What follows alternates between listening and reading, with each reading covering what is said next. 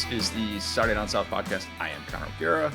Will, we got a great show today. We got Derek Peterson, who does great work for us at SDS. He's going to join us in a bit. We've got Oklahoma's SEC readiness, the Big 12 as America's conference. We've got gambling stuff. It's a fun discussion with Derek. He's going to tackle it all for us.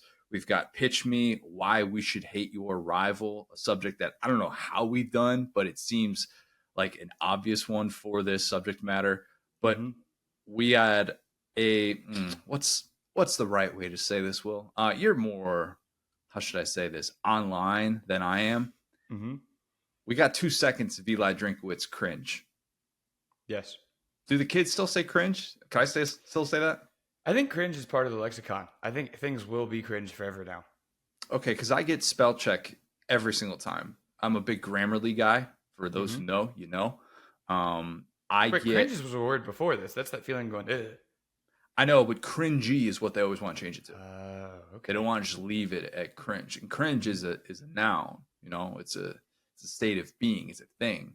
So you can cringe it in a verb sense, like, oh, I cringed when I saw this. Some people and that's did. What we all did. Yeah. Yeah, many people probably did. If you don't live on the internet like we do at times, and you did not see what I'm talking about, it is 2 seconds of Drink playing air guitar, but doing so on a real guitar is the way I would describe it. Cosplaying guitar. Yes. I don't know what it was hooked up to. The original tweet, I believe, was from Show Mizzou, which was probably stolen off the recruit's Instagram. Story, yeah, some sort of story, something like that. Drink has a button down. His glasses are on because they always are, and a recruiter's in the background for a photo shoot, like holding up a WWE belt. And so quickly, something that you would appreciate, this discussion became, oh my God, this is Brian Kelly all over again. You know, as long as we're comparing people unfavorably to Brian Kelly, at least we're saying, hey, well, he's more cringy than Brian Kelly. Hey, he lost to Brian Kelly. We could talk about Brian Kelly, okay? Yeah, and of course it was Lane who stirred the pot because Lane, that's what he's going to do. And Lane quote tweeted that and tweeted, just when I thought BKs couldn't be beat, facepalm emoji at Coach Drinkwitz. This is just very much the internet giving Lane a little bit of catnip, and he pounces all over it because that's what Lane Kiffin does. Drink and Lane actually have a fun little back and forth that people don't realize because they don't face each other on an annual basis. But of course they do, right? Like if you just polled everyone and said, do these two people have a back and forth? Of course, because they have a back and forth with everybody. Yeah, they actually are not. They're not that different despite their physical appearance and despite what one would assume about a night on the town with one of them. They're not that different if you really get down to it and if you spend time around them. I remember being up in the Mizzou suite with Drink before SEC Media Days 2 years ago. And Drink opens the door on Lane's local media gathering that he has, like in the Ole Miss suite, because it was right next to Mizzou's. And he said something to try and troll him, which I did like an internal cringe, if we're going to bring that word back. And it was something that didn't land, and Lane just kind of shook it off. And then Drink kind of tried to follow it up with oh, you want a Celsius or something like that? And then Drink just kind of laughs to himself, closing the door. And I'm thinking to myself, that's a guy that doesn't really give a crap. Yep. that's both of them like to troll. They do so in very, very different ways. But when Drink saw that comment from Lane, if you know what I'm talking about, you know what I'm getting to here. He responds with, quote, bro, no shame in jamming out to some Creed during a photo shoot. Correct. That changes everything. Everything. Because the video that we all saw was not Creed blasting in the background. Will, who was it that was playing while this 2-second clip was going on? Yes. So, okay, this is the beauty of peeling behind the onion of the pod. Me and Connor just had a 15-minute hip-hop history discussion about, because I heard it and I went, oh my God, is that the story of OJ, like the Jay-Z song? And then I went, wait, is that the story of Adidon, the Drake diss, which is where the famous Pusha T, "You Are Hiding a Child" came from, right? And I was like, hold on, who on earth would put lyrics to that song over a video of their coach doing this. So whoever put this out there, who changed the creed to that specific song, you have set your coach up to fail. I'm not going to blame the recruit, because if it was part of a bigger video that incorporated him and his friends, maybe that would have fit. I don't know. But whoever cut that little part of it where you only see Coach Drake to the beat of that song with the guitar, not how you want to be represented as a older Caucasian gentleman, for sure. First of all, I'm not one to make laws or anything like that. There are people more qualified than I am that can do that sort of thing. But if we're talking about someone somewhere that said, oh, this Creed track that's playing, no, that's not going to work. Let's put in something else over it. I'm not saying send that person directly to jail without a trial, but I'm not saying that. To me, that's that is not something that I would ever sign off on if I'm in the athletic department, recruiting department, whatever the case may be. That is a huge part of this confusion. I realize this is a lot for a 2-second clip of a coach playing air guitar on an actual guitar. But if we watch this 2-second video with Creed playing, every one of us is going to YouTube or Spotify or wherever we listen to music, and we're firing up some Creed and we're blasting out our own air guitar in the comfort of our own home or our car or wherever we listen to music. Even more respect if it was if the rabbit hole that you went down with Creed was One Last Breath, which is just a wildly catchy, underrated guitar riff from start to finish of that song. That song is Creed gets it. They really do. They're going to be in Orlando in December. May have to go to that one.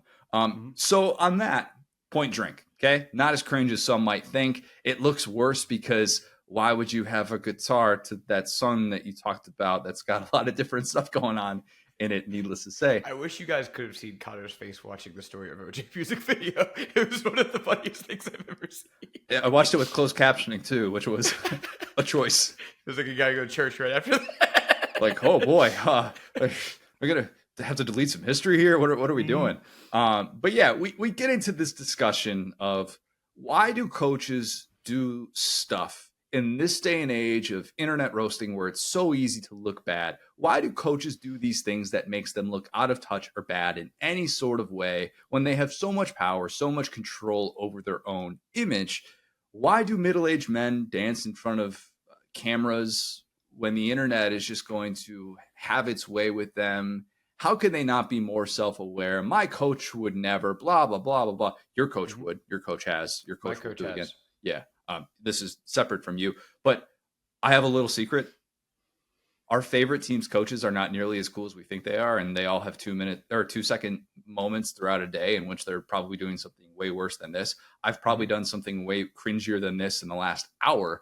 You just didn't know about it, and you didn't have a camera in front of me or somebody editing video that probably made it look even worse. God, he was done so dirty if that's the case, and they took off the Creed. I will say really quick though, right? I think there's kind of, imagine, just stick with me here. There's this scale, right? So we have this executive, super duper talented guy, graphics guy. His name's Paul. Whenever I see him, I say, Paul, you look like the cat that ate the canary. Like he always has this look on his face. It's like smiling, like I just got away with something. Now there's a scale of these guys, right? On one end is Lane Kiffin. On the other end is Drake. I think right in the middle of them is Dan Mullen. Those are three guys that are always have that little sly look, always try to get a joke off. And remember, this is exactly how it works. We've talked about it over and over again. If you're losing, it's whack, as we saw with Dan Mullen. And Drake, and like when he was struggling. And if you're winning, it's cool. And so these guys think that's part of their thing. Like Lane looks very cool right now when he's doing the portal videos with his dog and he's having the TikToks. Now those TikToks, I said, when you win 6 games, those TikToks aren't funny anymore. You're exactly right, Will. We live in a results-based business. If Drink is fresh off a 4-8 season and everyone's talking about how he's going to get fired, stuff like that, there is a 0.00000 chance that this sees the light of day. That's not happening. Cringe coaches get to be cringe when they have some leeway. Nobody is a better example of that than Dabo. Dabo is the number one cringe coach in not just college football, not just college sports, all of sports. Dabo's cringe is multifaceted because there's making eye roll comments about the transfer portal, about NIL, and then there's cringe like him dancing like a fool on a TikTok or forgetting a recruit's name, but apparently the recruit's dad said they actually knew his name. It was a misunderstanding, whatever the case may be. Dabo's level of cringe is very much a multi-layered deal that a lot of people have fun dissecting because it's an 8-month offseason in the sport. Dabo gets to be Dabo and still have people not totally hate him within those walls because he helped build Clemson. Like, help in a major, probably 95% responsible sort of way. Brian Kelly gets to dance like that because when a school says, hey, guy, take this 9-figure salary and lead us to the promised land, you know what? You're not really worried about walking on eggshells within your own walls. And look, you're not thinking that everything you do is going to cripple your reputation.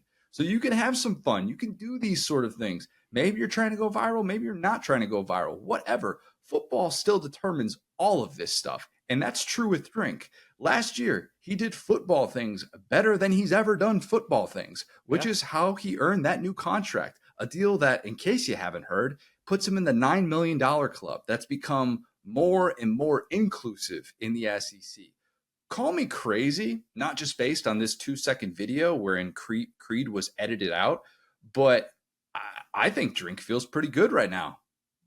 Just looking at everything around him, makes sense if he feels pretty good. He's got an electric offense that's set to return. His quarterback is the guy that he wishes his daughters would marry. He might have the most productive electric receiver in all of college football in Luther Burden. He got 2 different 1,000-yard backs to look at what he's done in that backfield with Larry Browntree, with Tyler Beatty, most recently with Cody Trader, and 2 different guys from the group of 5 level said, yep, sign me up. I would love to be your featured back. He's got a guy that is running his offense in a way that he has always wanted it to be run in Kirby Moore. He's got the 12-team playoff with a favorable schedule to get there. The guy is closer to walking on water than walking on eggshells right now.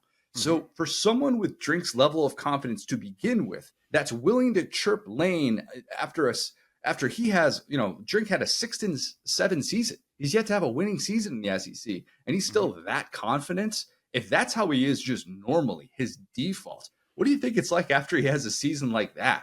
And look, I've talked to him in the past about how so many coaches are afraid to kind of shake things up and poke fun and do what Spurrier used to do. And Drink wants to kind of be that.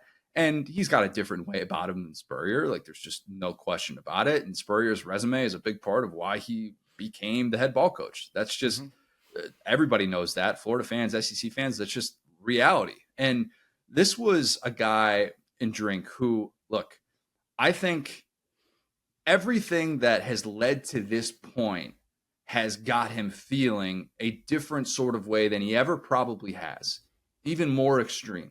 And not to go inside his mind or anything like that, but this is someone who, he's a dad. He's a dad to 4 daughters. I can promise you that even if he wasn't coaching football, even if he was a math teacher like some assume that he is based on his physical appearance, even if he was just doing that, you know what that guy's doing? He's confident. He's playing his air guitar. He's rocking his New Balances. He doesn't care. He doesn't care, okay? And I still get embarrassed by stuff as a dad myself because I'm just always kind of in my head. That's just the way that I'm wired. But I built for this. Don't lie to these people. You've been waiting on the moment to say you're a dad so you can get away with more stuff. Don't say this. This is true. This is true. There are certain things I still care about. I'm like, all right, am I wearing clothes that are nice enough? If I'm, in a public setting, I'd like to look particularly good. I've got a few of my brands that I rep a lot. Shout out Roback. But look, there are certain things. Oh, you're wearing Roback right now. Yeah, perfect. Put me on, bro. You and Coach O. Come on. Can't be wrong. I saw Brian Kelly rocking a little Roback quarter zip the other day too. So just saying, it's everywhere now. My level of embarrassment has changed. Okay. And I will dance like an idiot or make the dumbest faces ever at Claire if it means making her smile. I don't care if I'm in public. We were at breakfast the other day and I'm doing whatever I can to make my daughter smile. I do not care if strangers look at me and go, did that guy just make a stink face at his daughter? Claire does this old man face and it's adorable. So sometimes I'll kind of mimic it if I think I can make her laugh in public and if I think it's going to put her in a better mood. So I do things like that. But I do these things because what's the worst thing that's going to happen? People I don't know think I'm a little bit weird and maybe I'm an over the top sort of dad who's just kind of dorky. Okay, fine. Drink will do these things because what's the worst that's going to happen? Is he going to watch his roster just up and leave because they're like, oh, this guy's not cool. This guy isn't who we thought he was. Hold on, Drink is cringe? I'm out of here. Yeah. Trust me, they're well aware of who he is. Like, they signed up to play for this guy. It's not like he all of a sudden morphed into this overnight or something like that just because he had a really good season. That's just not the case. He is who he is. He's not for everyone. Not everyone has to be for everyone. All he cares about is how he comes across to those players and those recruits. That's it. And his family, of course, too. But it's hard to knock his approach to all of what he's done, despite all the criticisms that we were talking about this time last year. How was a prove it type season for him? But all those things, he's gotten to this place where, look, he's recruiting better than Mizzou ever has. He is coming off of Mizzou's third best finish in the last 50 years. I mean, think about that. Yeah. The guy feels good, but people always poke fun at Drink because he doesn't look at like other coaches. And he's, like, look, he's not a guy who played college football, which even Brian Kelly played a little club football at Assumption College. All right. People forget that. He was a good old linebacker back in the day. I would love to see the film of that. I don't know if it exists. I'd love to see it. The fact that Drink doesn't have some loaded resume of 10-win seasons probably makes it an easier person for skeptics to poke fun at. Though I suppose Brian Kelly has the longest active 10-win streak in college football right now, and people love poking fun at him whenever he does something cringe. And maybe it's not even, he has to win a championship. Dabo's got 2 rings, and people still poke fun at the guy that's responsible for 40% of the active rings in this sport. You think those dads rocking fanny packs and New Balances at Disney lack confidence? No. What nobody on that side of the argument that says this guy's a dork, this guy's a nerd, what nobody likes to mention is that to be cringe is to be confident in your own skin. And I'm trying not to get too preachy here, but those people that have the confidence to do that, they have reached a level of confidence where they can shift their priorities to other things. You can be overconfident as a head coach, and maybe Drink is going to be that one day. It's possible. We've seen guys like him fizzle out in the past, and maybe this really was Apex Mountain for him in 2023. Time will tell. Overconfidence and stubbornness are 2 of the same, and I'd argue that Drink did a lot in year 4 to adapt and show that he's neither of those things, at least not at this stage of his career. That's what got him a $46 million contract with 75% of it guaranteed, even if he gets fired at any point of this contract, and if 2023 was indeed the outlier season. Don't let the common nature of the $9 million club in the SEC trick you into thinking that it's easy to get to that place. It's not. I'm telling you, it's not. So with it comes confidence. And depending on who you are, maybe it comes with a bit of cringe. It's a bit of cringe. It's 2 seconds, but it's a bad look with the edit that didn't do him any favors. But again, if we knew that Creed was playing during those 2 seconds, as he said, we're all just saying, man, a guy rocked out to Creed because why wouldn't he? And there's nothing wrong with that. I'm glad that someone has nominated himself as a champion of cringe people. I'm glad that you've taken up that mantle. But you're right. I mean, people hate joy, right? Joie de vivre. People hate it, right? They see you having fun. I was talking about that corporate because I'm always laughing. I'm always having fun. If that upsets you, I'm sorry. That's what I've always said. I have a good time, right? I do want to give one example. I think it'd be pretty funny though. I was thinking about this, right? Tony Vitello this week, gave that speech after the Evansville 6 minutes worth of your time. Yeah, it was good. Yep, that was super cool. Now, okay, that's after a win. Now compare that to Mike Gundy. I'm a man. I'm 40. Right. The subject of those speeches is pretty much the same thing. You came after my player. You shouldn't have done that. I'm gonna go defend him. Right. That one's after a win.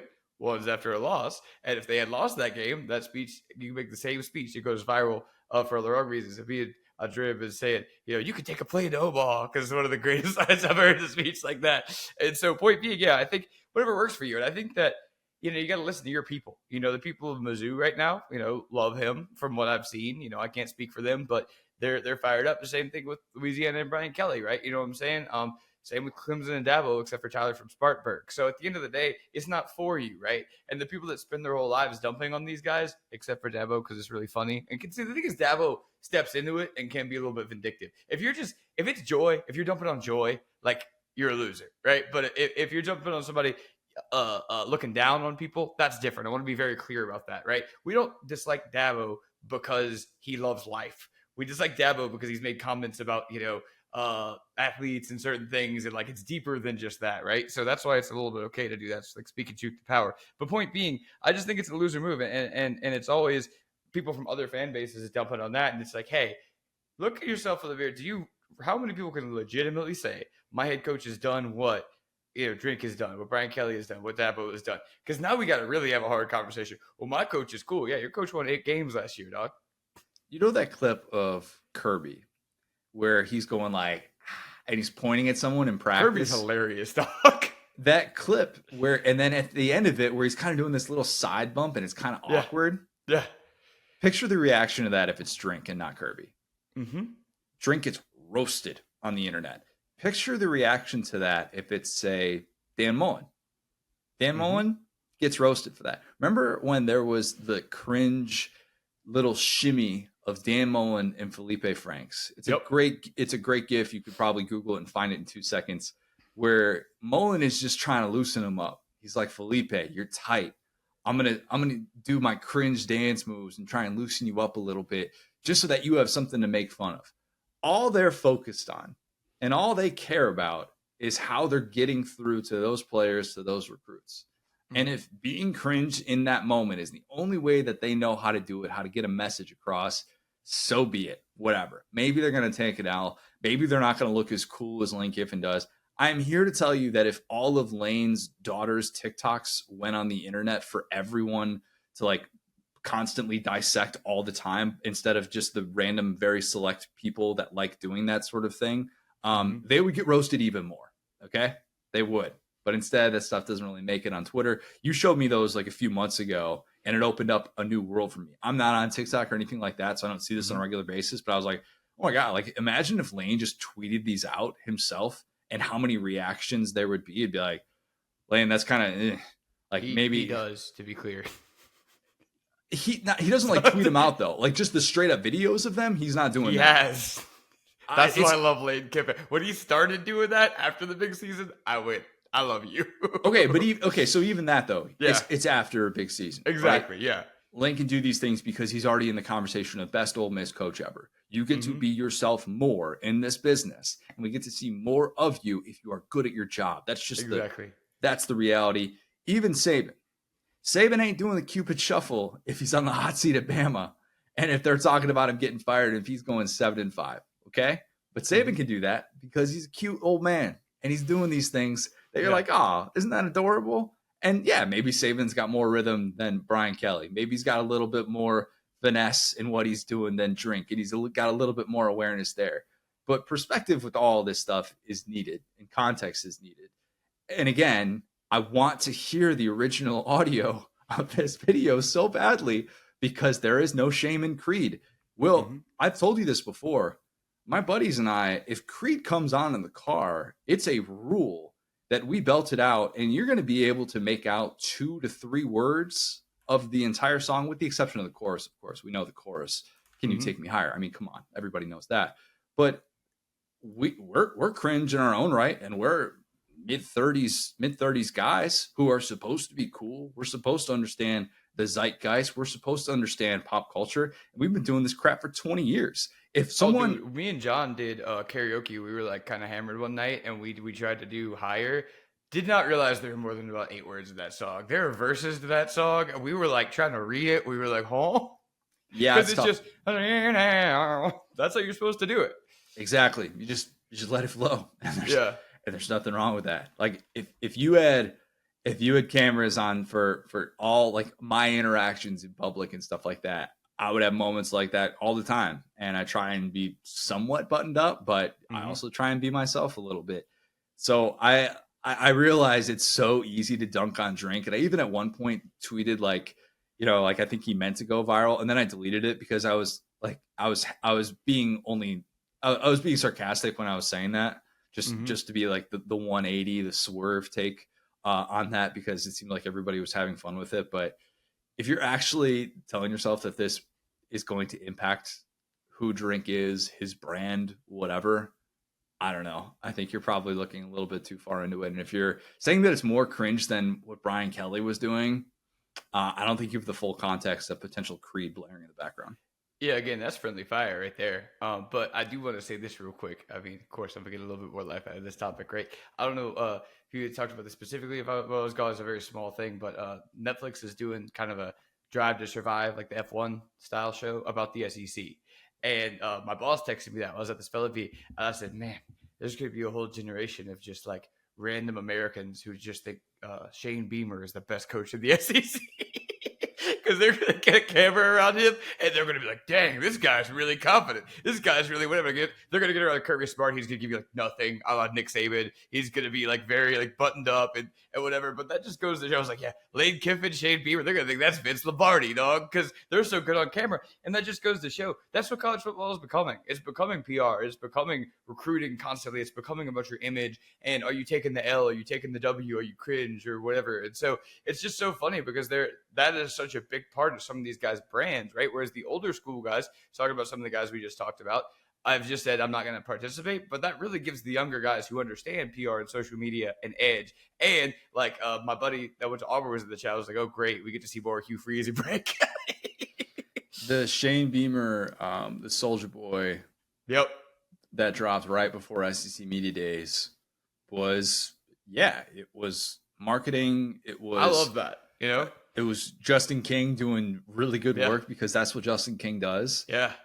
And there are a lot of people where if you just don't like Drink, or if you don't like Beamer, rather, you're going to look at that and maybe you had a little bit of a Mark Stoops like approach, alleged approach, even though he denies it.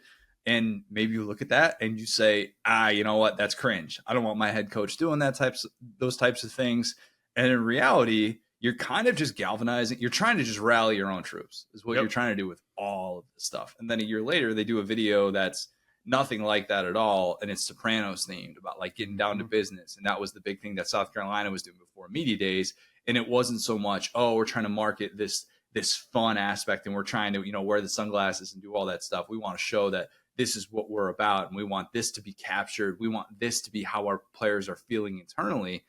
And it's all just kind of pushing buttons all the time. That's what coaches want to do. Coaches want to push buttons. Coaches want to be able to be themselves because they are indeed human beings, despite the fact that we forget that from time to time. And Drink having a moment like this, look, there are worse things that a coach can do than play air guitar on a real guitar. Facts.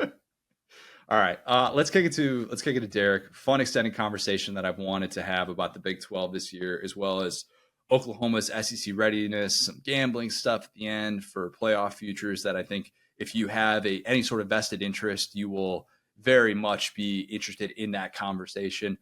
Just a quick note, that was before Dennis Dodd reported that the Big 12 was considering a $1 billion private equity stake in the conference, and also before Pete Thamel came out with a report about the conference wanting to sell its naming rights to a sponsor. So that's why we didn't discuss either of those two pretty newsy topics on the Big 12. That was just my luck to hop off an interview wherein we talked more Big 12 than we had in a long time, and then boom, those two things hit. So those were not topics of conversation today. Maybe we'll discuss them at a later date, but great conversation. So here's Derek. I'm now excited to be joined by a very special guest. It is our own Derek Peterson.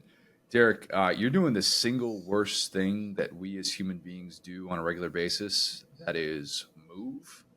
Explain your move to the people so we can just get sympathy for basically everything you say from this point forward, because there is nothing like the experience of moving from home to home. Well, my wife and I bought our first house. May 29th is when we closed. We're moving from an apartment on a third floor, 45 minutes away from the house, to the house. And we bought a house in the Illinois, like Chicagoland's real estate market, which is just like tear-inducing awful. Very, very bad. We actually at one point through the process, we were just like hate scrolling Zillow in the Oklahoma City zip code. Like, oh my God, look at everything that we could buy for the price that we're paying here. We could get what amounts to a mansion in Oklahoma City. My mom actually texted me at one point. She's like, we could sell you our house and it would be 40 grand cheaper than what you're looking at there. I was like, don't tell me that. because my sanity is already hanging by a thread. So please don't tell me that. Yeah, so we're moving. The official like move into the house is on Saturday. So I've got all of my desk stuff. So basically, the most expensive things that I own are in a house that I'm not currently living in. So the last 2 nights since setting up my desk have been very stressful. Got like 3 cameras in this room right now just to like keep an eye on everything to make sure that nothing moves. It's unbelievable, man. I like that process of hate scrolling too. Been there, know exactly what that's like. I don't do it because I'm in the inverse situation as you, to where like in that area, because like you're living in the area that I grew up in, and I do like the opposite sometimes. Well, it'll make me feel better about looking at a specific area, or about like, oh, like, you know, if we ever need to get a bigger house, like what would we even be looking at? But yeah, the everybody talks about, you know, the fantasizing on Zillow. Mm-hmm. No. The hate scrolling. There's something to it, man. Well, we wanted to stay in Arlington Heights. Arlington Heights is where our apartment is currently, and we really like, we really like where we're at. Some of the food in like downtown Arlington Heights is It's great. phenomenal. And there was a Greek place that just opened down the street from our apartment complex that is perfect. And I'm very sad we have to leave it. But we wanted to stay. But like houses in the Arlington Heights area are like, you know, the house that we bought currently, like this would cost 500,000 or more in Arlington Heights. It's insane. It's ridiculous. So Yeah. Trust me, I get it. My mom lived through that whole experience, and yeah, it's wild what you have to pay in that area. Okay, so you mentioned, you know, the hate scrolling in Oklahoma, in the Oklahoma area. hmm You're an Oklahoma grad, so let's hmm start with your alma mater here. I was talking to Chris Plank about this yesterday, and the question that's really been asked for the last 3 years is now more relevant than ever. Of, is Oklahoma SEC ready? I still think it's a fair question to ask, because the strengths of this team, it's the offensive skill players, it's having a couple of those studs on defense. We look at the perceived weaknesses of this Oklahoma team, or at least what we think are the question marks, and it's the line of scrimmage. And it's hmm really similar to the way that we talked about the Lincoln Riley version of Oklahoma, albeit with Brent Venables. Where do you stand on the whole SEC ready question for Oklahoma? I think it's a 2-part question. So we were actually back home one Saturday ago for my father-in-law. He was getting remarried, and they had their party in Norman. And for me, it was my first time going back to Norman since I graduated in 2017. My first time since maybe like pre-pandemic. It's been a long time since I've been back to Norman. And so my wife and I were just kind of driving around campus, looking around, like seeing all the new stuff, seeing how much Lindsay has changed. Um, the interstate isn't a mess anymore, which was great. And we were just kind of driving through the neighborhoods, like right off campus, looking at, you know, old houses that we or family members stayed in. And we drove past, this is a house. We're not anywhere near like Fraternity Row or anything like that, just a house. And there was a giant just SEC flag hanging off the balcony. And then we kept driving and we turned the corner, and then I saw another one, an SEC flag, like not an OU flag, like not anything, just like blue with the SEC logo on it. And I was like, we're here. We made it. It feels like forever ago that story dropped that OU and Texas were joining the conference. And now we finally made it. And I think from an operational standpoint, from like an excitement standpoint, from everybody outside of the football program, like Brent Venables' circle, they are so ready for this. They've been doing some operational things to get their game day ready for what amounts to the Premier League in college football. Trying to get tailgating in a place on Lindsay where they're not going to be drowning. Just there is a feeling of excitement in and around Norman about this move, and it's finally here. The football team, just to be frank, I think this is going to be a transitional year. You look at the 2 schools that are entering the SEC, Texas and Oklahoma. Texas is much more ready. And I think anybody that can look at Oklahoma objectively would say the same thing. Obviously, Texas went to the college football playoff last year. They look positioned to be one of the teams that challenges for a spot in the expanded playoff this year. You mentioned the line of scrimmage. I think Oklahoma still has some building to do under Brent Venables. And I don't think that's a result of anything that Brent has done poorly in his first 2 years. I think it's commentary on where the program was when he got it. There are a lot of people who believe that, and I think justifiably so, that Lincoln Riley still has questions as a program builder and a cultivator of depth within a program. There are a lot of Oklahoma fans and people around that program that thought, as the program shifted away from Bob Stoops to Lincoln Riley's program, the quality of the roster got worse, the depth got worse, the development of talent on the roster got worse. And to some extent, I think the results bear that out when you look at the back half of Riley's tenure at Oklahoma. When it was no longer Bob Stoops guys, there were some struggles. And you can even apply that to the quarterback position. Baker Mayfield was there when Lincoln got there. Kyler Murray was ready to roll. Jalen Hurts was Jalen Hurts when he arrived at Oklahoma. Spencer Rattler had to leave Oklahoma to re-find himself. And Caleb Williams was, he was the number one pick the second he stepped on campus. He was that's a really good talent. We're gonna see, some stuff with Jackson Arnold. 3 turnovers in his first start. He's going to be, he's going to be a freshman, but he's not a freshman. Yeah. There wasn't much opportunity to play or see the field or get meaningful reps when Dylan Gabriel is there. Now, for them to move on from Dylan Gabriel and all that experience to Jackson Arnold at the same time they're entering the SEC, I think says a lot about their confidence level in Jackson Arnold. But I think the thing that, is going to be a really big storyline for OU moving through this upcoming season, and, Jackson is, this affects Jackson, is if you look at the mid-tier in the Big 12, talking about like Iowa State, Kansas State, Baylor some years, Texas Tech some years, that middle tier of the Big 12 does not hold a candle to the middle tier of the SEC. The teams that are going to be like mediocre SEC teams would beat mediocre Big 12 teams all the time. And I think Oklahoma is going to find itself in that mid-tier in this first year. And when you make that jump, you can't go on the road and turn the football over 3 times. If you go to Ames, Iowa, and you turn the football over 2 or 3 times, especially with the talent that OU has on defense, you're probably still in a position to win that football game.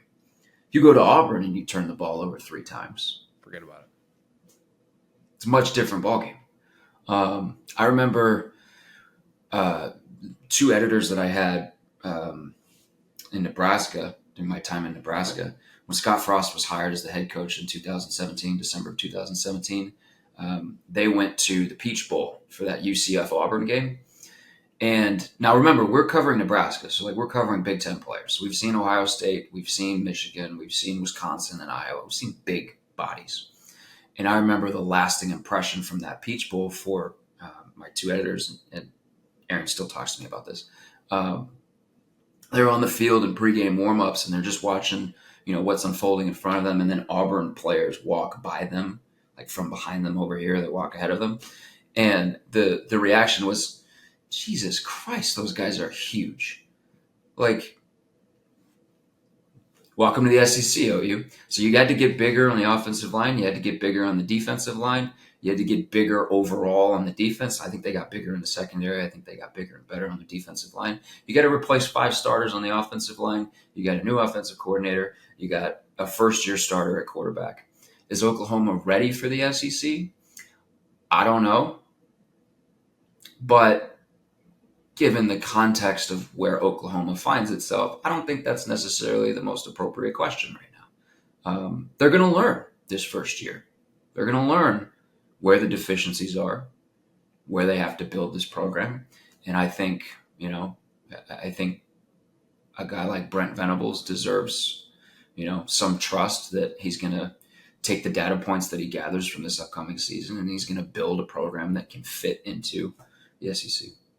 It's a really good answer, and there are a lot of layers to this to understand what Oklahoma's situation is, what the level of I don't want to say panic is, because that's not the right word. You talk about it being a transition. It is a transition type year. At the same time, fair or not, if this still doesn't look like a Brent Venables Clemson defense at Oklahoma, which it has not so far, we've talked about the personnel issues of trying to implement that. And when you go out and you spend on someone like Dominic Williams in the transfer portal, you're like, all right, this is kind of the vision, and you're trying to plug in immediate, ready to play guys. But if this still doesn't look like that, and if it's 7-5, and all of those things that we're talking about are still very evident, where man, it's a team that's getting beat up, and their margin for error is just not great. And this team maybe in different years is 10-2 in the Big 12, but it's a 7-5 type season. I don't think it's that Brent Venables gets fired, but I do think that going into year 4, he's probably on every hot seat list in existence, even if Oklahoma fans are still kind of going to bat for him. Is that a fair take, that would be the outside perception of him heading into 2025 if this year played out like that? I think it's fair to a degree. I mean, Oklahoma has set a ridiculously high standard for itself. This is what happens when you have the same AD and head coach for a better part of 2 decades. And that coach is a historic coach, and then he hands the reins to somebody that takes him to the college football playoff repeatedly. The standard is so high at Oklahoma. It's compete for national championships. That's the standard. It's not, let's win some conference titles and let's beat some ranked teams, and let's have some good home seasons. No, it's compete for national championships. And so, if you get into, if you're going into your 4th year and, you've got what the record was in year 1, and you've got, let's say, a 7-5 season like you outlined, sure, I think there are going to be some questions for Brent. I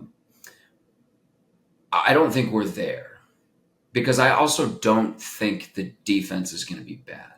I think this will look like a Clemson defense, like a Brent Venables defense. Should.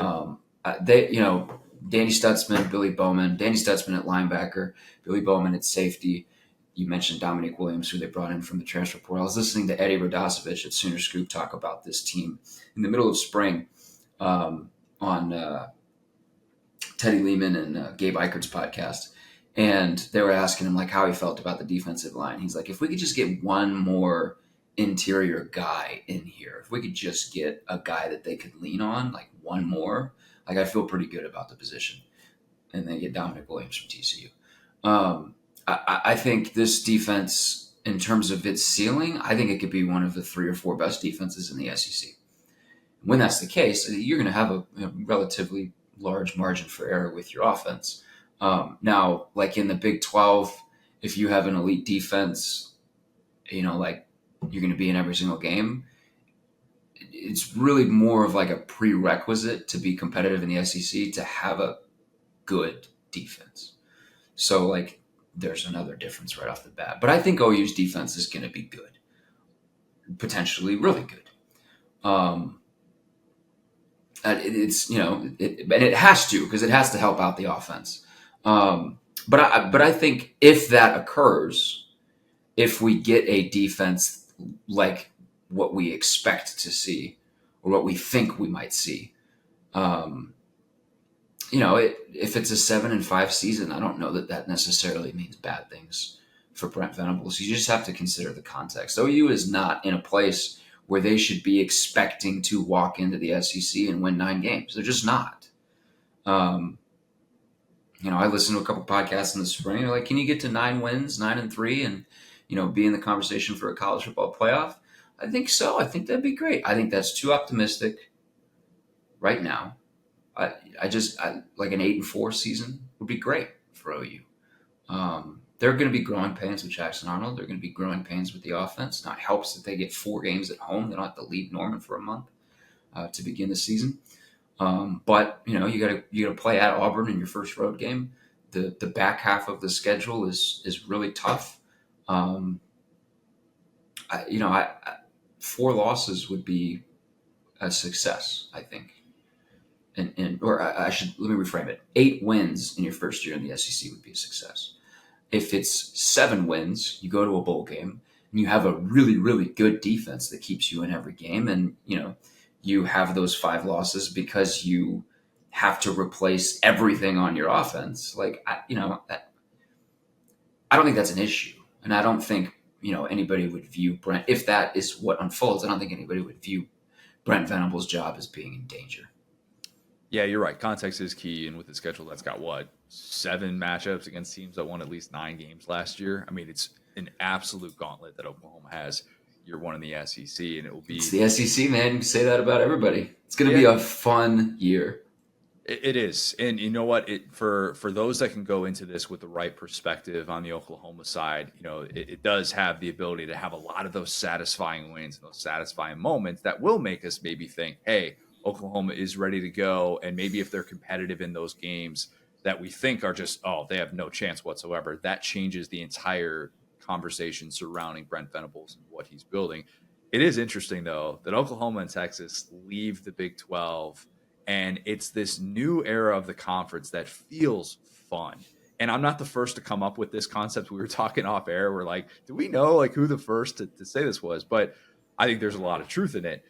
I am fully on board with the Big 12 as America's conference. I think that you kind of go through it and you realize it makes a lot of sense because you don't have the traditional powers anymore with Oklahoma and Texas gone. So it feels like the conference race has opened up a lot. You've got teams from Tempe to Orlando to West Virginia. You've got America's quarterback in Noah Fafita. You've got no lawsuit over conference, TV contracts and stuff like that, like the ACC has. You don't have this sense of elitism like what's there right now in the SEC and the Big Ten. You've got Colorado, but outside of Colorado, how many of those teams in the current version of the Big 12 are truly hated nationally?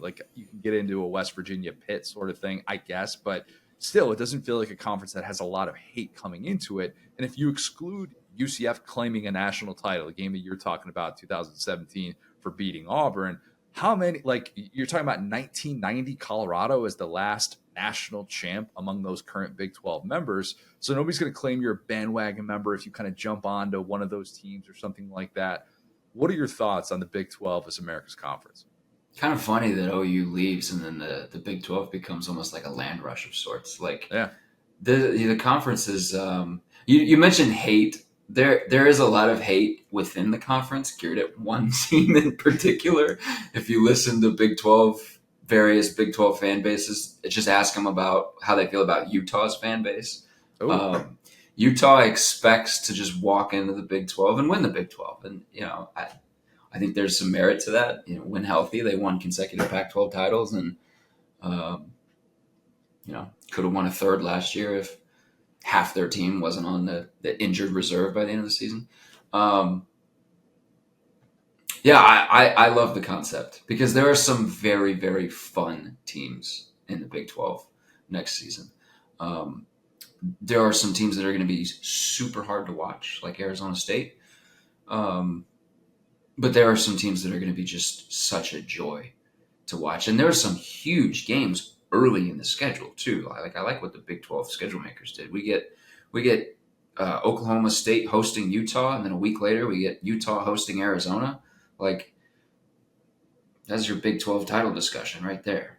I think we'll see what happens with Dave Aranda at Baylor. There could be some coaches fired midseason, but I think that there's also the potential for 5 or 6 teams to be entering into mid-October, November, feeling all right, we got a shot at making it to the Big 12 title game. And there are a bunch of storylines to get behind if you are somebody with no skin in the game. So as America's conference, I could totally get behind it. It's not. Like you said, the elitism of the SEC and the Big Ten. It's almost if you're wanting to get into European soccer or European football, and you're I just don't really want to I don't want to back Manchester United. I don't want to back Real Madrid. I want to find a Crystal Palace or somebody that's somebody that I can support, but people aren't going to call me like a front runner when I tell them that I'm supporting them. Big 12 is your league, man. It's your league. I'm so on board with that. If you have a team that's just out of the 12-team playoff race mid-October or something like that, and I realize there's going to be a lot of people that feel like they're part of that conversation, but if you realize your team is truly out of it, it's a 3-3 start or something like that, go find yourself a Big 12 team. Find yourself a Big 12 team, somebody that's got a really good quarterback. There's so many good quarterbacks in the Big 12 this year, and it just feels like college football kind of in its purest form, with the way that it plucked some of the fun parts of the Pac-12 and the fun parts of the American, and now it's like this conference that, in my opinion, like it can be what the Pac-12 after dark was in many ways, of like, just pick a team, or if you're trying to salvage a day of bets or something like that, find a Big 12 team that's on at 10 at night or something like that. And I realize their kickoff times aren't that late, but still, find one of those teams and get on board. Is there a team? Late. They're late. Like, they're who's late. Okay, so wait, are we talking about, like, because I haven't looked at like the full rundown for those specific games, but like, they're not starting at like 9 or 10 o'clock, are they? Well, I think you're going to get, some of those. I mean, it'll still be Pac-12 after dark. It'll just be called Big 12. Because the teams that are playing in those slots are going to be Arizona and Arizona State, and Utah and Colorado, because that's what they're used to. And, you can get, this is the thing when you have a conference that stretches from, Orlando and Morgantown, West Virginia, all the way over to like, Utah and Provo. You got to get the guys on the East Coast earlier, and then you got the further West teams. Those are going to be later in the day. I think Arizona State is going to be playing a ton of 9:30 games because nobody wants to freaking watch that team. I like Kenny Dillingham. I like him.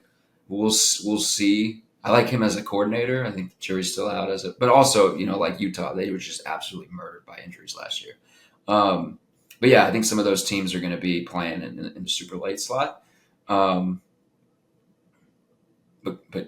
certainly not Colorado. No. Certainly Colorado's going to be shoved down our throat. Which ad nauseum. I kind of go back and forth. I think they're a little annoying, but I think they're a good kind of annoying, because like, this is like what college football is supposed to be, like a little chaotic. And you could apply that to the Big 12 as a whole. One of these teams is getting into the college football playoff. Guaranteed. The winner of this league goes to the college football playoff. Like, Tetaroa McMillan and Noah Fafita against, a unassuming Big 10 or SEC defense. Like, that could be some fun. This is going to be a league of chaos this upcoming season. And we'll see. It's going to be all day of Big 12 football, because they gotta stretch out all the time slots. Your pronunciation of Tetaroa was just impeccable. That was spot on, man. Unbelievable. I've been working on that one, and I've struggled with Tetaroa. I need to just give it my Tungavaloa, Uiungalale, Iamaleava type treatment and just say it 10 times every day, because if I'm this big of a Noah Fafita stand, I need to be able to say Tetaroa McMillan with my chest. I call him everybody calls him T-Mac. T-Mac. But, I gotta be a little bit more well versed on that. All right, let's get you. It's just about picking your spots, man. If we're talking Tennessee football, I'm only going to call the quarterback by Nico. You just got to pick your spots. You got to know what you're good at. Yeah, that's true. Iamaleava is fun. It's fun to say when you can get it right. When you have any sort of hiccup, you feel like an idiot with it coming. You're like, yeah, it just doesn't sound really good. All right, I want to get you out of here with some gambling thoughts. Let's start with the Big 12 winner, the team that will automatically have a spot in the college football playoff in this new expanded field. Utah is the favorite at plus 310. Kansas State is plus 350. Seen a lot of love for that. And then Kansas is plus 750. Do you like someone from that group, or would you be more tempted at someone with 10-1 odds like in Arizona or like a Texas Tech? What did you say Utah was at? Utah was at 310. Plus 310. And what is Oklahoma State at? I think Oklahoma State's like plus 1,200, which was, I looked at that and I was like, wait a minute. A Mike Gundy coach team is 12-1 to win the conference in a world without Oklahoma and Texas. That would be intriguing too. Yeah, so I did a piece 2 months ago on SDS going over this exact thing. Oklahoma State's win total was at 7.5. Yeah. I looked at over the last 3 years the teams that have outperformed their win expectations, or their win totals set by Vegas in the preseason. Oklahoma State is one of the best performing teams against preseason expectations in all of the Power Five over the last 3 years. Oklahoma State returns a seventh-year senior quarterback. They return everybody on the offensive line. They return everybody at wide receiver. And they have the best running back in the country, who is a Heisman Trophy contender, and Ollie Gordon second. Oklahoma State gets Utah at home, which I think is significant. And that'll also be Utah's first Big 12 road game. Unless you are like a Bob Stoops coached Oklahoma team, Stillwater, or Central Michigan, Stillwater is a very tough place to play. I think Oklahoma State is gonna go to the Big 12 championship game. I really like that team, and you know, they were a classic Mike Gundy team last year, where he just got in his own way. The first 3 games of the season, first 3 or 4 games of the season, one of which was an inexplicable loss that they shouldn't have had. He just refused to give the football to Ollie Gordon. Over the last 8 games, they restructured what they did. They repivoted, and they said, we're just going to ride Ollie Gordon. And then they won. I've got it in front of me. They won 7 of 8 to reach the Big 12 title game. And Gordon was absolutely fantastic. When you have the type of returning production that they have, and they have playmakers at wide receiver, I think they have the pieces to make defenses pay for just keying on Ollie Gordon. And unless you are committing like 8-9 guys to the box to stop Ollie, you're not going to stop Ollie. I think they could legitimately be in the college football playoff conversation. Obviously, because if they're in the conversation to win the Big 12, they're going to be in that playoff conversation. But to me, the Big 12 race is a 3-team race at the top. The 3 teams that I would back would be Oklahoma State or Utah or Arizona. 2 of the newcomers in Oklahoma State. I think, Utah's got some stuff to replace. And as much as I like Cam Rising, we have to see what he looks like after an entire year away from football. This was not, I don't know how well this was covered on a national stage, but his knee situation was not all of it. Yeah. Yeah, it was not just an ACL. It was not just like a ligament. It was like he had a complete knee replacement. He shredded ligaments in his knee. He took a whole year off. And then we also have, Brant Keefe at tight end, who is he's not Brock Bowers, because nobody's Brock Bowers, but he's of that same ilk where you can move him around a formation and do a bunch of different things with him that you can't do with a traditional tight end. They had Dorian Singer in the transfer portal, which is huge because they haven't had like a straight baller at wide receiver in a very long time. I think Utah, if the guys are healthy, if they have just overall better injury luck than what they had last year, which I feel like it'd be hard to have worse luck than what they had last year. Utah's going to be in that conversation. And then obviously Arizona, the defense got better last year. They got to replace the coaching staff, but they've got Noah Fafita and they've got T-Mac. When you got those 2 guys, you're going to be in a lot of games. They can will you to wins, and they can win you football games. But 1,200, I'd be taking Oklahoma State. I think they're going to be good. Is it interesting though that if you're putting a bet on one of these teams in the Big 12 race, do you double down then and say, I mean, obviously because the champion of the conference gets in the college football playoff, but are you willing to kind of double down essentially and be like, all right, I'm going to put a bet on them to win the conference. I'm going to put a bet on them to make the playoff. Those 2 things kind of go hand in hand, because I don't know how much hedging there is with putting a bet on someone to make the college football playoff and then not have them to also win the conference. I don't know how many Big 12 teams are going to be at-large teams in the field. So there could be some risk in that. It kind of feels like if you're doing one thing, you should be doing both. Yeah, certainly. Yeah, I think that's smart. If you wanted to go with a team that you don't think is going to win the conference, that you might think, or that you think might still get into the playoff, I would say Utah. Yeah. Utah would be that team, depending on, when I wrote this piece 2 months ago, Utah to make the college football playoff had plus 310 odds at FanDuel, and you know, I think that's worth looking at. Plus 280 now to come down.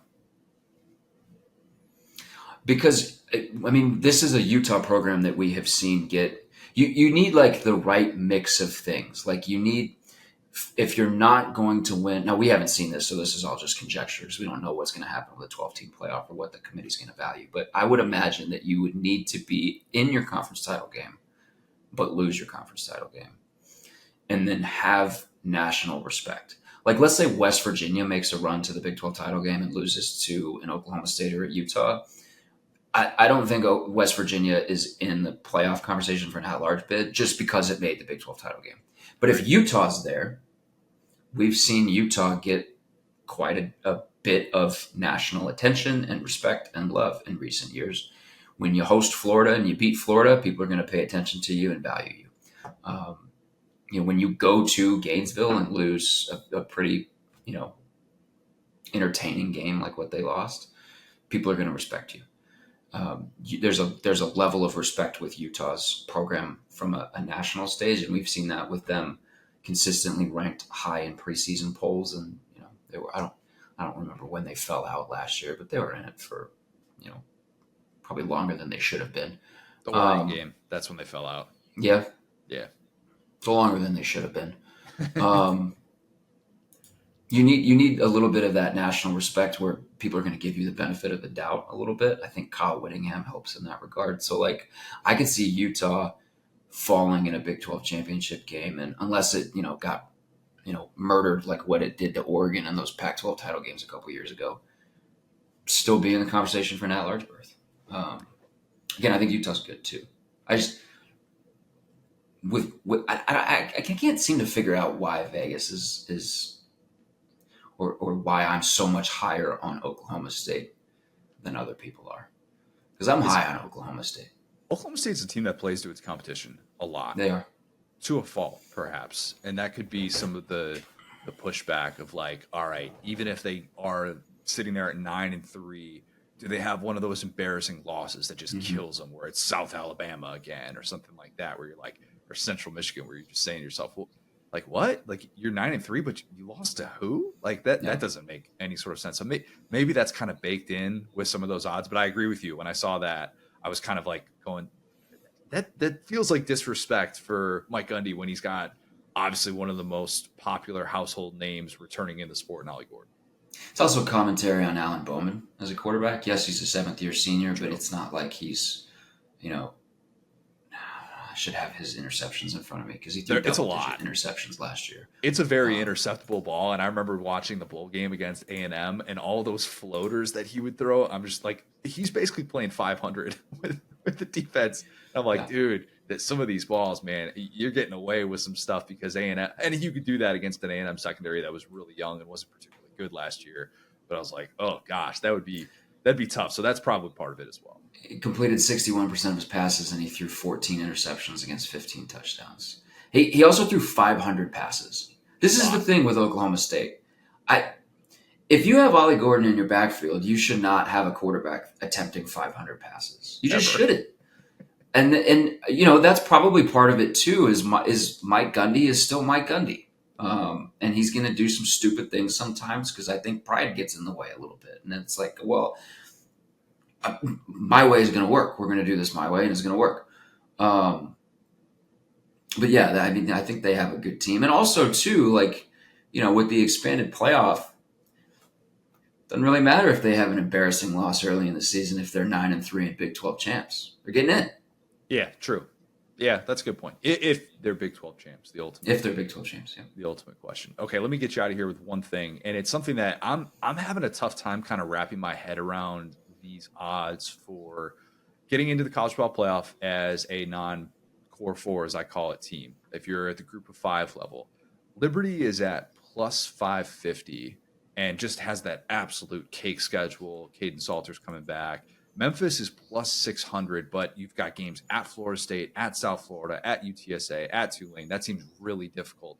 And then Boise State at plus 700 is interesting. But like, I don't know. Like, even looking at it in the preseason with Boise State, because that's going to be a popular pick, the familiarity of it's probably not the best time to put a playoff bet on them. You probably want to wait till after the Oregon game if they get waxed by Oregon week 2, and then those odds are like plus 1,000 or something like that. Mhm. What do you like there, and how do you kind of approach betting on one of those teams? Like, if you're just like, hey, I want to have some action, do you just say, let me put 2 or 3 futures on on those teams to make the college football playoff this year? Yeah, I'm not touching Liberty.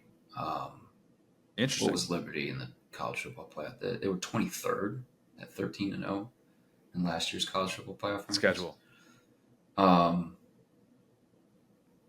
Yeah, I don't think it'll happen for them. You need to be, again, it goes back to that sort of like respect factor, that like national attention factor. And so that'll help a school like Memphis or a school like Boise State. Boise State's super intriguing because they got one of the best players in the country in Ashton Jeanty.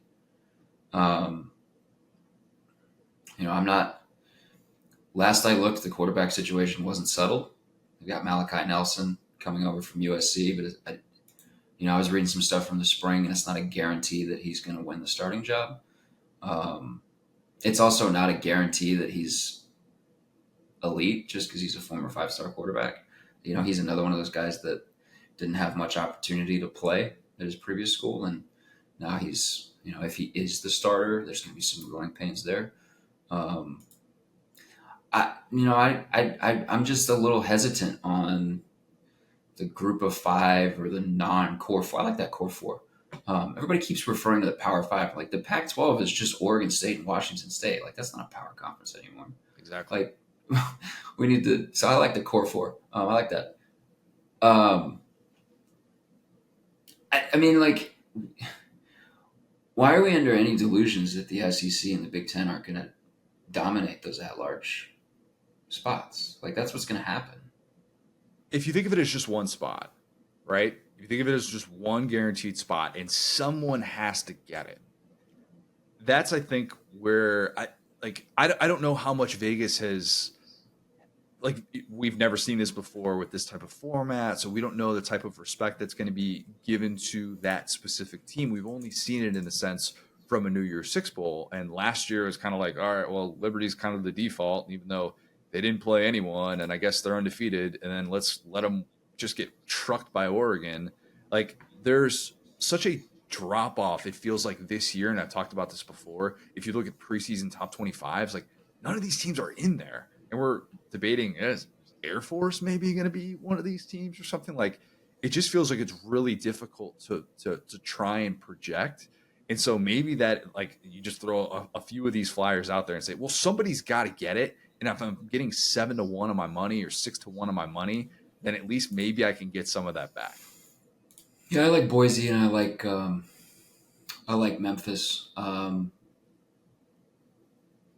think Tulane is another one to be interested in. John Summerall, pretty well coached. Just the highest ranked conference champion.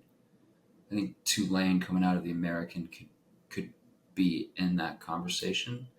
A couple years ago, they went to Norman and made a lot of people uncomfortable. So they play at Oklahoma on September 14th. They also have Kansas State in the non-conference schedule. If you can catch OU still sort of in that feeling out stage and that, like, all right, we're, it's not a total offensive shift going from Jeff Lebby to Seth Luttrell. There's some familiarity there, but also we just don't know how different that offense is going to look. So it's hard to really gauge, like, how long of a off ramp they need. But I think that game early in the season is interesting, that Tulane Oklahoma game, because you look at the rest of Tulane's schedule and Tulane could be in that spot. Ty Thompson out of the transfer portal, Mario Williams out of the transfer portal. They got some interesting pieces, and if I remember correctly, they also have one of the best pass rushers in the country. Lose Chris Brazzell, though, to Tennessee. Lose Michael Pratt, guy that was there forever. That's the tough part. Last year, I thought at times they kind of struggled without Ty J. Spears. That was a game against Ole Miss that was down to the wire, like a lot closer than what the final score indicated and the play to Michael Trigg happens. But like if they had a Ty J. Spears like that to be able to kind of grind it out late against that Ole Miss defense, I thought they could have had them on their heels. Yeah, it is intriguing. Like Ole Miss, like I think got everything it can handle from Tulane, and a lot of people look at them, especially after what they did against USC the year before in the Cotton Bowl, and say like, yeah, you just can't pencil that team in as an automatic win. That might be the play then for a group of 5 team. You're smiling because it happened to Lincoln Riley. Oh man, that game. It's so frustrating watching his teams. It has been. I hope it's different with like a competent defensive coordinator in place now. Do you hope it's different, Derek? Do you hope it's different? That's a no. I agree with Lincoln when he says that college football is better when USC is good. I hate. Oh God. Well, I mean, we need, especially now as we sort of get like a homogenization with these two leagues, the SEC and the Big Ten. We need from coast to coast really strong schools to still try to keep things level. And we had that. If USC, what's the team on the West Coast? Are you thinking Oregon? Oregon. I think Oregon. I think you need a team. You just need a team in California. You need a team in California. It's not going to be UCLA anytime soon. Certainly not going to be Cal or Stanford. Stanford. I had fun watching Stanford when USC was blowing chunks in the 2010s. I had fun watching Christian McCaffrey and Bryce Love. Does that mean college football was bad during that time? These days are long gone, though. I think USC. I think USC being good. I get it. I get not liking Lincoln Riley. Like I get that. He's an easy guy to not like. But just for like my own personal like viewing experience, I would like to see USC be good, just to make it interesting, particularly in the Big Ten, because then it just adds one more threat to Ohio State. I'm all for intrigue, but Lincoln Riley might have a little bit of a biased approach, saying college football is better when USC is good. College football hasn't been good for the last 20 years. He does have a biased approach. You're right, yeah, but it's sort of like it's like Nebraska too. Like the sport, like the product is better when your biggest brands are good. I will disagree till the ends of the earth on that take. We will. Okay. I spent time there. I get it. I spent 2.5 years there, covered the home games. We talked about this before, but like. College football then just hasn't been good in the 21st century since Nebraska has been a shell of its former self. Like, no, Connor, no, it hasn't. It has not. It has not been good. College football fell off after the 1997 season, and we've been trying desperately ever since to get it back. That's why they keep changing everything. We're changing things to bring Nebraska back to former glory. We handed Nebraska Scott Frost on a silver platter, and then that all went to hell. We're trying desperately to get this program back, because when this program comes back, the sport is better. College football has never been the same since everybody else discovered that you can lift weights and it won't stunt your growth. That's really where it fell off. Since it shifted from if you just get a bunch of massive boys off farms and the Oklahoma, Kansas, Nebraska, Dakota region of the country, that you can find talent elsewhere. Yeah. No, just simple concept. Yeah, exactly. Derek, we're going to have to do this again. We'll do this again really soon. Plan is for you to be at Media Days with us, so hopefully we'll be able to chop it up again. Good luck with everything moving related, and I'm sure we'll be talking very soon here. Next time we talk, I'll have a setup on my back wall right here that rivals yours. You got Wrigley up there though, so it'll be a little difficult. Of course, yeah. We got Wrigley. We got the Billy Williams lithograph there from the Hall of Fame. We're stocked, man. I got to get something right here though. That's what's lacking. This spot for the non-YouTube audience. I'm pointing to the blank spot on my wall. That feels like it should just have something, but you just need a little sideboard there with a plant or something, and you're good to go. Yeah, a little succulent. I'm a big succulent guy. We can do something like that. That'd work. Yeah, exactly, man. All right, man. We'll talk soon. pitch me why we should hate your rival. A question that, look, I don't think we peel back the layers on this enough of like, where does your hatred begin for a specific team? Why do you hate them other than I'm programmed to hate them because it's what I've always done? There's always more to it, or at least there should be.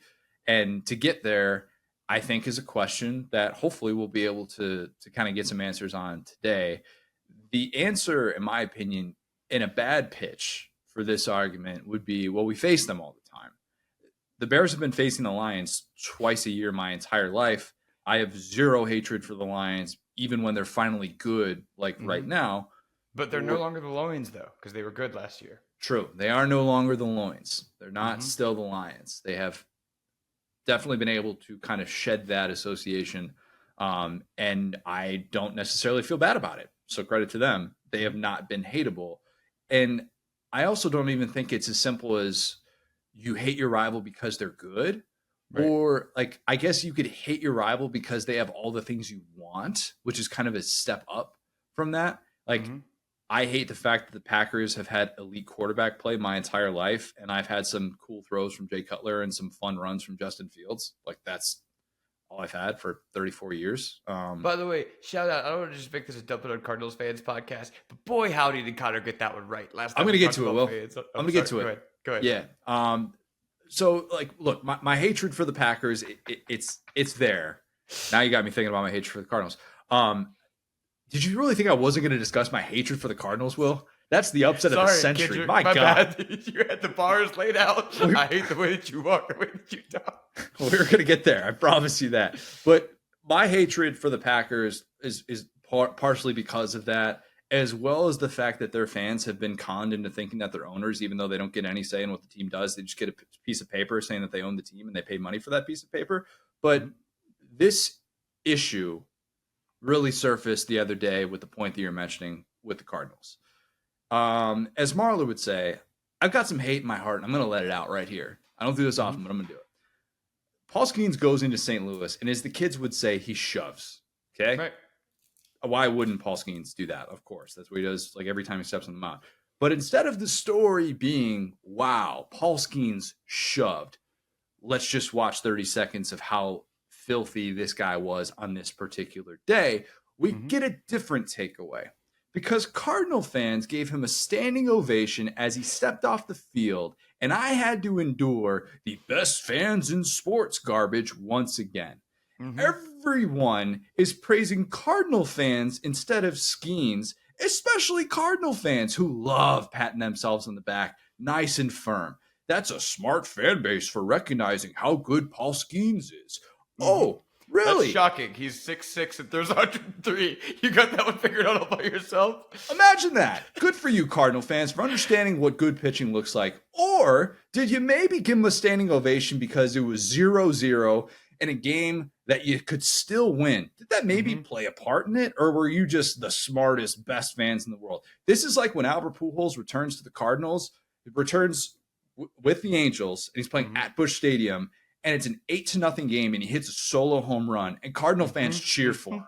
And it's like, look at Cardinal fans. They just get it. They give their guy the appreciation. I can promise you that if Albert Pujols hits a 3-run go-ahead home run in the 9th inning to hurt the Cardinals' playoff chances, they are not standing up and cheering in that moment. But instead, best fans in sports, I hate that.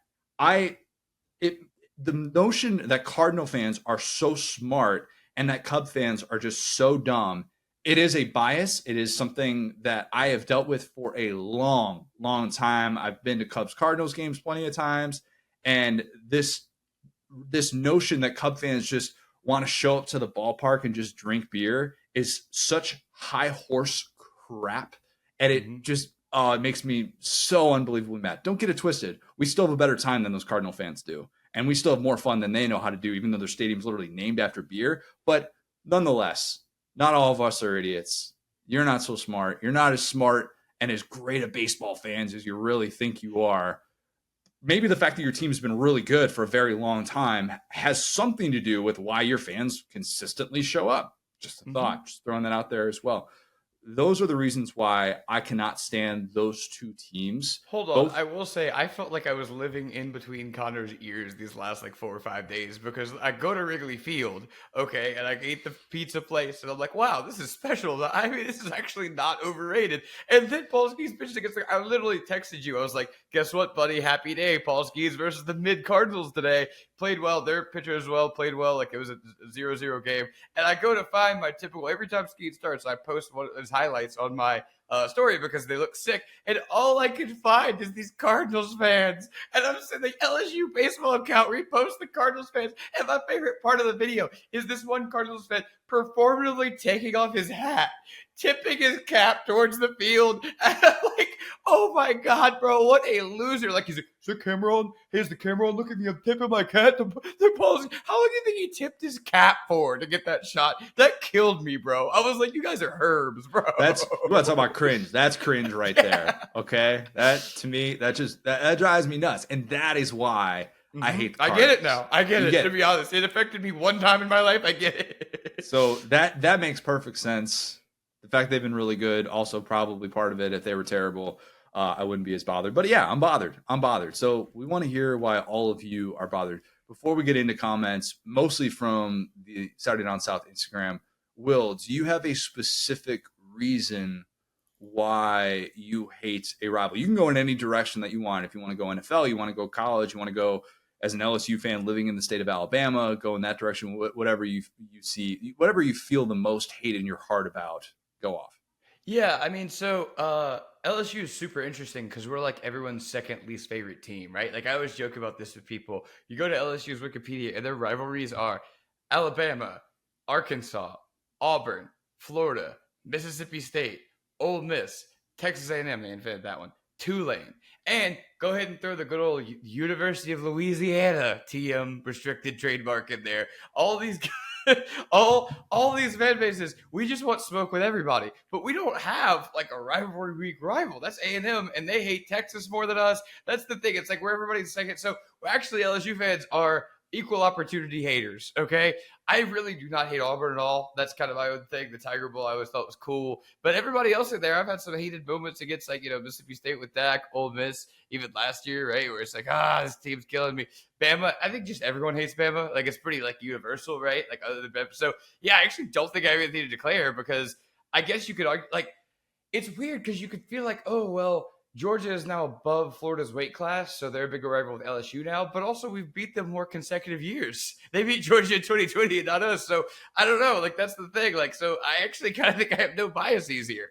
I think that's perfectly fair. By the way, I looked up how to say biases before the pod that I recorded on all biases, and you can actually say just biases. You don't have to say biases. So that was a well-researched topic. So I heard that. I'm like, People who correct your grammar, that's who I hate. Okay. Yeah, that's fair. Moving. All right, that's fair.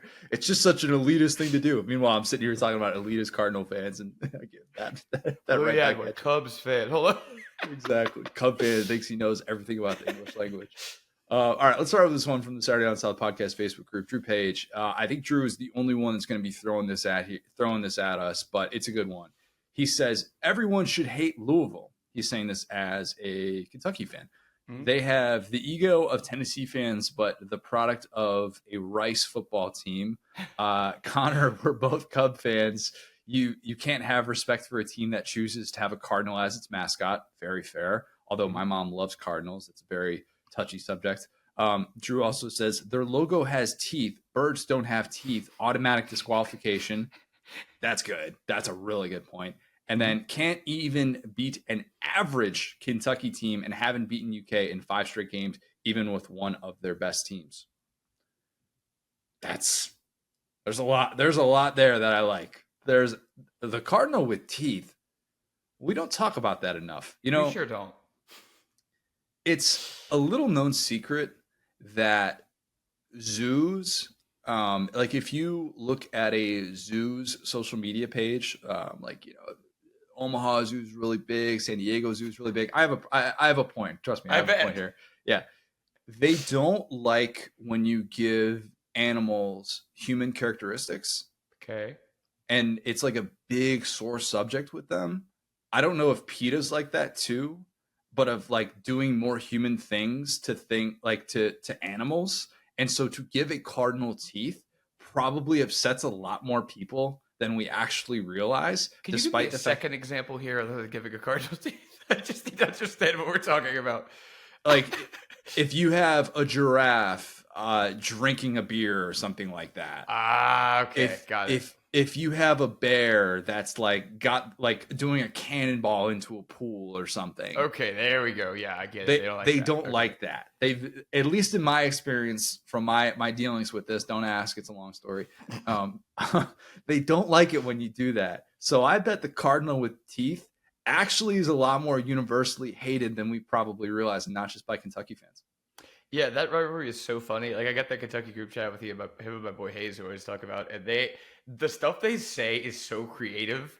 Like it's so mind blowing to me. The detail they get into, like basketball fans are different. Like NCAA basketball fans are a different breed, and the stuff they know about this coaching staff and the player. This guy came, he's been in 5 different schools. Like they know that whole roster, and they're like just taking jabs. And it's like, yeah, I mean that's. And the funny thing is, like I was talking about, they hated Calipari almost as much as Louisville, so they had that same level of dirt on their own head coach. So, like when we talked about best fans, I was like, let's take Kentucky basketball fans and separate them because they are committed haters. I will give them credit because Louisville. I mean, you think about the Petito thing; they thought they had the last laugh. He got the tattoo, and the banner got taken down. I mean, it's very funny. Then they hire their Kentucky assistant. He's horrible. They lose all these very funny teams. It's that's a very good rivalry. I think Matt Jones knows more about the Rick Pitino Louisville years than anybody at Louisville. Yep. And shout out KSR. That's a testament to having hate in your heart and pursuing that hate. Although the hate for Rick Pitino, man, you want to talk about 180. Yeah. That relationship has totally changed and come back around to earth. We got Rick Pitino sitting there advocating for Mark Pope. It's a different world that we're living in 2024. Mm-hmm. John 4_FC on Instagram says the Longhorns destroyed not one, not two, but 3 conferences. Goodbye, Southwest. Good. Big 12 and Pac-12 conferences. Your survival is always secondary to the grand plans of the Austin daycare. Now they're moved to the SEC, set in motion events that will destroy college football as we knew it. That is just one of thousands of reasons everyone should hate them. I've never thought about it like that. Because the death of the Pac-12, everyone associates with USC and UCLA ultimately going to the Big Ten, and then that sets the wheels in motion for Washington and Oregon to follow suit, right? I think we all Bears kind of executive Kevin Warren, the very one. Yep. You had to throw that in there, Will. You just had to. Mm-hmm. Wasn't the right role for him. Big Ten commissioner was not. Mm-hmm. He's better suited now to be. We don't need to talk about that. The notion that Texas has destroyed 3 conferences, though, is kind of like if you take Texas away from just college football as a whole, the last 25 years. Yeah. I think the Southwest Conference still implodes because they had too many internal issues. Mm-hmm. But does the Big 12 ultimately follow that path? Is Oklahoma still in the Big 12? Yeah. Yeah, I think Oklahoma was decently happy. Yeah. Longhorn Network obviously never happens. You would never leave. It's like why Kansas is still there for basketball. You would never leave a conference that you win every other year. It just makes no sense. If you have a path to the playoff the way that Oklahoma did for free every other year, you're not going to leave that situation. Oklahoma left it. But it was to not get passed up by Texas, I feel. I think that's the point he's making. Yeah, okay. Once they get the SC money, you see it. You see what Texas is doing now. That's why. Yeah, okay. That's a good point. Texas is... what's the right energy that to describe? Texas is the younger sibling, or it doesn't have to be younger or older. It's the sibling who is attending their other sibling's birthday party. They need a present. They need attention. They need to be told how great they are. They need to be coddled a little bit. They need to know that everything's going to be okay. And look, I got one for you. Texas is the guy that shows up to the pickup hoops game with the sleeves on, the new crispy shoes. You know, he's calling fouls. And everybody else is just like in the regular stuff. Like, who is this guy? The guy in the full Michael Jordan jersey. That's Texas. It's tough for me to say that because I think Texas is really, really well dressed, as we talked about with our best uniforms. But yeah, But it's about having the accoutrements, so, trying to look the part, but not really play it hard, Yeah, definitely. Seth T334 says, one guy poisoned our trees, but potentially even worse, some people in that fan base now revere him as a hero. Oh, Iron Bowl hate. You don't have to dig into it very deep to figure out why. Look, the poisoning of trees was a different level of evil. Yeah. Well, remember, they put a Scam Newton jersey on the Bear Bryant statue. I mean, if that's the biggest, if that's the thing that really sets you off. That's what he said. I don't know. And they rolled Tuber's corner like Bear Bryant died. And Paul's like, no, they didn't. Just to be clear, no, they didn't. Yeah. I don't know. But I saw a picture. In the paper. No. Okay. All right. It could have been any time. Yeah, look, once we're poisoning trees, that level of hate it's just not going to go anywhere. Mm-hmm. And look, Bama fans, you're going to dislike someone if they hate you more, right? You are naturally going to want to give off that hate. I could even justify the other side of it, of like why Bama would hate Auburn just simply for kick six and just call it a day. Like, can one play be responsible for a lifetime of hate? If there ever was one, that's it. But the Auburn side, yeah, I mean, trust me, like we're not even getting into the whole like they had Nick Saban, they went on the most dominant run we've ever seen in college football history. We're just talking about the trees. We're not even getting to the field yet. Yeah, and the hate is already so evident. Did you see that hate escalate in a significant way? Because you were there. When did you get to? You got to Alabama in like the mid 2000s. 2008. Okay, 2008. So a little bit later, but at the perfect time. No, that was when Auburn was on the run. That was when Saban's first year when they weren't very good. I believe they lost out. That was when they were going for the thumb and everything. And so 07 then was the first year. No. Wait, did they Bama win the Iron Bowl in 07? Or sorry, in 08. I mean, because I know they won in 08. Oh, dude, you're so right. You're so right. I confused the 2 years. 07 was the good LSU year, the bad Bama year. I got there in 08. I only saw Bama be good under Saban. Terrible. So, yes, that when Auburn was on the winning streak, I got there, but they then lost in 08. Of course. There we go. Yeah. Okay, let's get to the other side of this. This is from... Wait, I do want to say really quick, though, the best, to your point, like, did I feel it escalate? My favorite thing, it was Halloween in school, because all the Bama fan teachers and Bama grads would dress up as Auburn fans, and all the Auburn fans would dress up as Bama fans. And it was the greatest thing in the world. There would be people with toilet paper and Tide. There would be people, like, that were farmers. The Cow College thing is a pretty good chirp, I'll say it. But, like, it would just be, like, being obnoxious as possible. But the joke is they're both from Alabama, so they're just kind of dumping on themselves. I kind of like that, though. Yeah. The mutual understanding of, like, we're both going to make fun of each other in the exact same way. Yep. Pretty much. Yeah, it's like Michigan, Ohio State. It's like those people from Michigan, those people from Ohio. It's like, guys, a couple hundred miles. Like, there's not really that much difference between y'all. Yeah, you guys are very, very similar, despite what a lot of people inside that rivalry would think. Right. Crim Trom Bon Taylor probably said that very, very wrong. I apologize, Crim Trom. One of them commits a crime as a form of celebration. Another defends their student section committing a crime during a game in their own stadium. And the last thinks that getting belligerently drunk for every college football game is a positive personality trait. And Aubie902 responds with, I'm going to guess Auburn, Tennessee, and LSU in that order. And Crimtron confirmed that, yes, nailed it. That is exactly who we're talking about here. Bama's three biggest rivals. Is student section committing a crime? Rolling the trees, I guess. Okay. I guess it is a crime. It's a crime if it's on someone's property, though, right? Yeah, I mean, it's a crime to kill the trees. I think rolling them for this section is kind of not a crime. That's just me. Yeah, poisoning the trees, bigger crime. That was a crime. Toilet paper. It was terrorism. Different definitions of what you can and can't do to trees. But okay, nonetheless, I get it.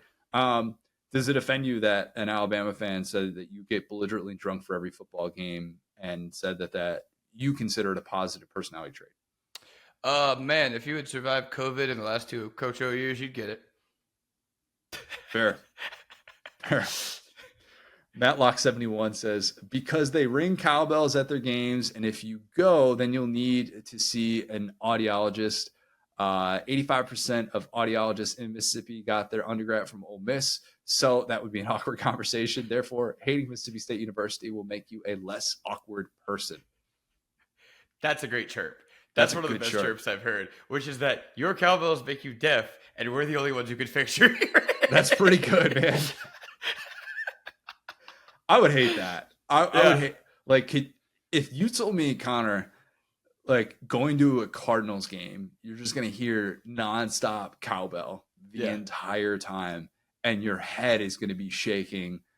I would have no other reason to hate a rival. None whatsoever. And it's kind of, it's interesting that the way that, like, those two schools talk about each other, and the hate is unbelievably real. And again, I would put it as a top 5 rivalry in the sport.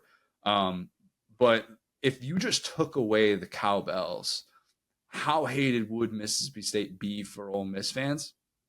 Probably still very hated. Still very hated, yeah. But it just makes everything probably so much worse. You know what I mean? Like, if you're hungover or something like that, what makes everything worse? When it's hot and you're sweating or something like that, and you have to be outside somewhere, or you're in that awkward stage where you're on a plane and they're like, oh, we're going to turn off the AC for 20 minutes while we do this whatever thing that we need to do, and we're not going to tell you about it. We're going to basically prevent air from coming out of those little tiny things everybody tries to open up. Those situations are made worse by how hot it is. Any situation that Ole Miss is experiencing that feels bad has to be magnified by the cowbells by, I don't know, like it makes like 3 or 4 times worse, probably. Yeah, no, I agree. Sorry, I'm thinking about what that conversation must be like. Like, it's Monday after a big game, and it's like, oh, another State fan, huh? I know how we talk a lot about, like the brain, what it looks like, CTE, all those things. Yeah.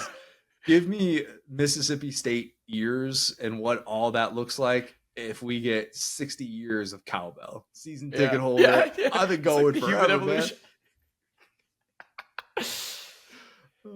Let's go to this one from Shane Wilson 03. Shane says, because Dabo. Good case. Done. Lock it up. Could be anybody. Probably South Carolina fan, I would assume, that's saying that. Yeah, look, you've hated Clemson well before then. You have. But they had that nasty brawl. Probably didn't help matters. They've had to watch Clemson ascend in the same sort of recruiting ground. Now, Clemson has gone more national than South Carolina has been able to as a result of Dabo. But 2 words, there's a reason why this pitch was included. And because Dabo is more than worthy. Yeah, I think that's the best pitch. My personal reason I hate Clemson is that 1994 word art ass logo. I hate that logo so much. That logo is impossible to draw. It does not look good on merch. You can't grayscale it. It is not set. There's all the brand guidelines that everybody else has. Clemson just decided to leave these. This looks like WWE when we were growing up. I hate their logo so much. Their colors. Like, I could talk about them like the one guy talked about Tennessee, where he's like, I hate Tennessee. I hate the purple, the way it goes with the orange. It's the wrong shade of purple to even go with that orange. The orange is fine when it's by itself. Don't get me wrong. It's not even that bad of an orange. But throw that purple in there. Ugh. When they wear their purple uniforms, or when Dabo wears his purple crew neck Clemson sweatshirt, it looks so bad. It's terrible. I think that color purple, you're right. It's Barney purple. And you're just like, this doesn't belong. What are you guys doing? It does look so dated. And if they had just switched from purple and orange to white and orange, would anybody complain whatsoever?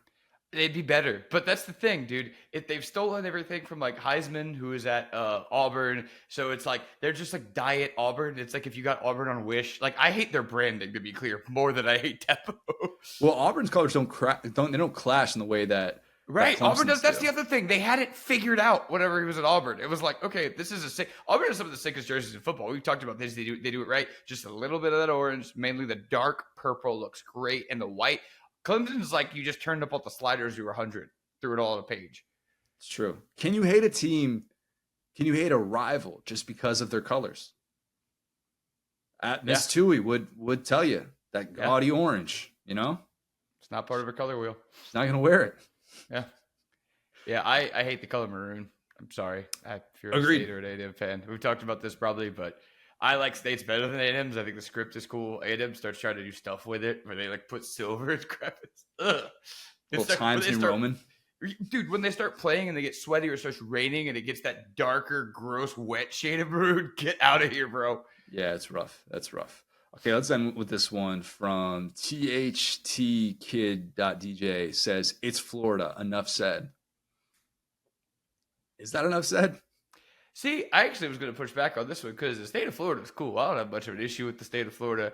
I was surprised by the lack of UF hate. And I will say this too. This graphic is always a chance to up my social media literacy because I need to directly ask y'all for stuff when I make these graphics. I should have said, name your rival and tell me why you don't like them. Because they had people who were just like, I don't like their colors. I don't like their players. I'm like, I'm not trying to play a game of Pictionary with your rivals. This is not, no.